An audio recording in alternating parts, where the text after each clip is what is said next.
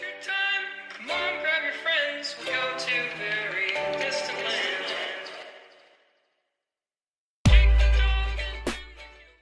Hey guys, welcome back to another Graveyard Keeper guide video.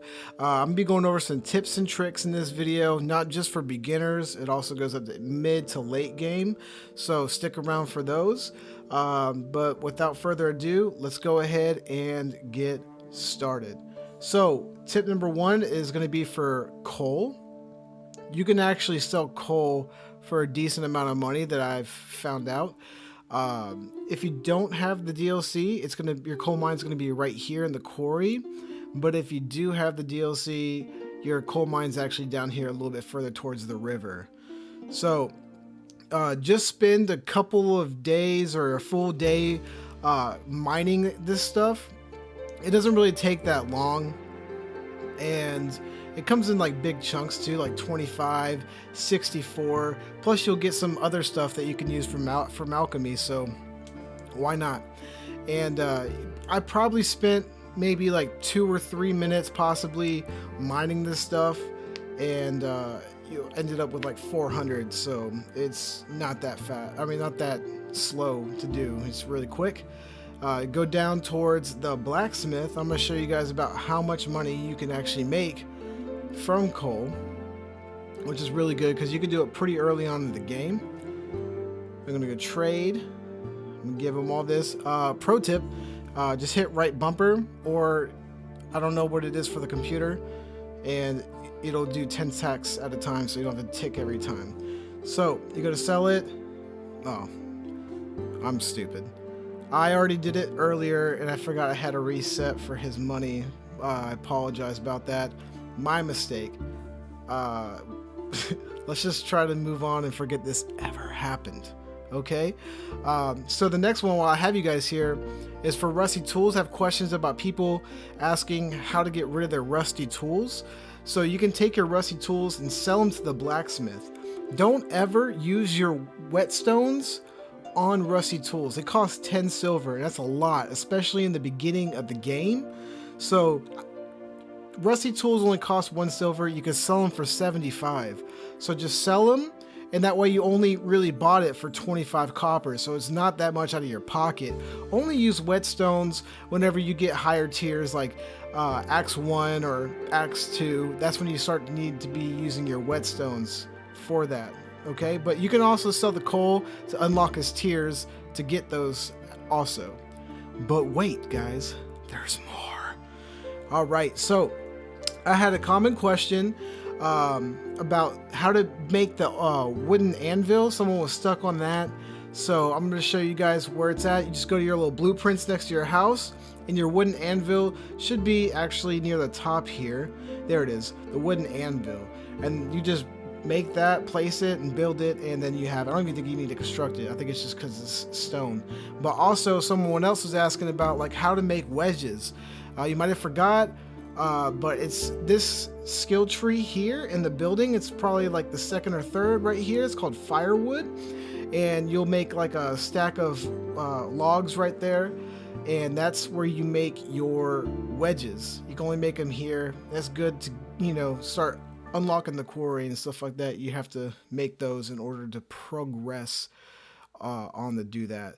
So that's answering that question. For just 1 sub a day, you can support a channel. Multiple projects. Let's move on to the next tip. So when you're using like the circular saw or anything, you need to make a bunch of like flint or wood billets. Just click over to the right. Use your mouse or whatever you need to click, whatever. If you're using a joystick, just click over to the right. You can make multiple of them.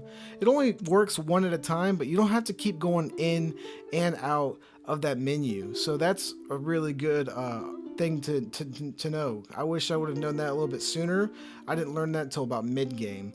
Advanced workshops. So when you start upgrading your benches and your furnaces, you actually press the left or the right bumper, or you gotta click it on the tab for the PC, and then you can get your other advanced buildings that you've unlocked in your tier. Some people might be confused by this. I was confused by it for a little bit, but everything is there. Just make sure you're clicking those tabs or using your right and left bumper after you upgrade your workstations. It also goes for the jewelry table and the stone cutter. That's where you make all your marble stuff and everything. Just remember to hit those tabs. Someone was asking me, what do I do with my organs after the body? What's the point? I just have blood and fat. Well, blood and your skulls are actually used in the main quest, but your blood is also used for alchemy, and so is fat and brains, and all these organs can also be studied at your study table for blue points. Massive amount of blue points. Don't forget to eat cake before you study them, but they can also be broken down for alchemy for really good potions. So always store this stuff. Don't ever just like lay it to waste or destroy it, because you can use it on later in the game. So I'm going to show you some recipes that include blood specifically. You got your dark elixir and your zombie juice to make zombies, so it's really important to stock up on that. Also, probably one of the most important tips right now is speed potions. Now, at the very top, one of the main ingredients is blood and accelerating powder and chaos solution. Speed potions are a game changer. I wish I would have known about them earlier. I can't believe I didn't. I saw them, but I'm like, it's all right, you know? But it's a night and day difference. A night and day difference. You have 10 minutes for one speed potion of speed, and look how fast you're moving. Look at this. This is like 4 times the speed of what you would normally go. This is absolutely insane. You can get places so much faster. I wish I would have known about this earlier. And it lasts for 10 minutes. So you make, it's so easy to make, and you make 6, you have an hour if you use 6. Like, it's mind-boggling. Just equip it into your slot right there in your inventory and put it onto your D-pad, or for your F1 keys, whatever you use to keybind for it. But this isn't, I'm telling you, do this. Do this. You would not regret it. People have been asking, is the DLC worth it? Yes. Yes, it is. For many reasons. One, it just adds gameplay. 2, for the zombies, they help you out so much so you don't have to grind, so you can focus on other things that is more important. People were also asking about zombie efficiency, like about their speed. You know, oh, should I make a high quality zombie and put them in the porter station? Do they move faster? The answer is no. They don't. They don't move faster. The porter is the same speed. They won't increase their carrying weight. Use your lowest quality zombies, efficiency zombies on the porter stations, and put your best ones on for working. When the efficiency is for them to work faster and better and get more stuff.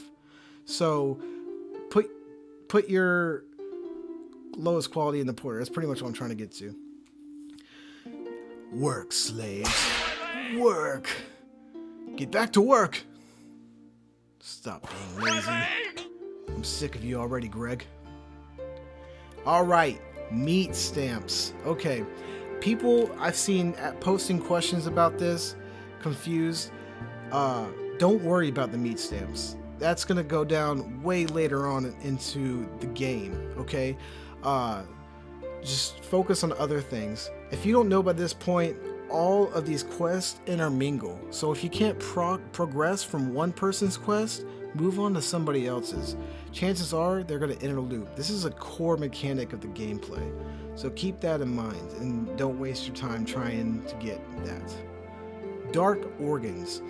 Someone was asking, how can I get organs more consistently? Dark organs, a specific dark organ. Well, first you have to unlock the dark organ skill tree.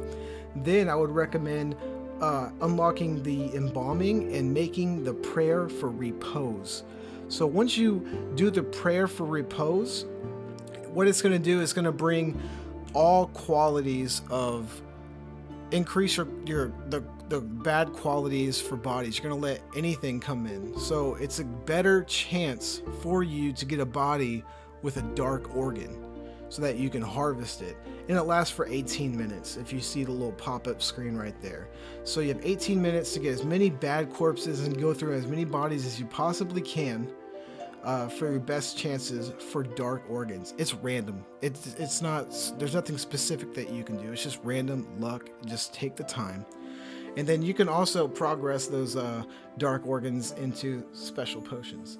So keep that in mind. Farming symbols. So people have been asking, like, you know, when they're farming, some people don't know, and it's understandable, about farming symbols. I'm going to tell you guys. So this hourglass figure here is for speed. So it increases how fast your crops go from seeds to full-grown crops to be harvested.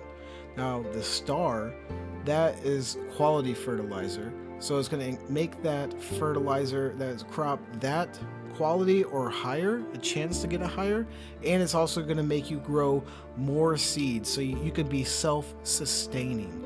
Now I started off with probably 8 gold pumpkin seeds, and using fertilizer now I have hundreds. It's just too much, but you could be self-sustaining using, always use fertilizer.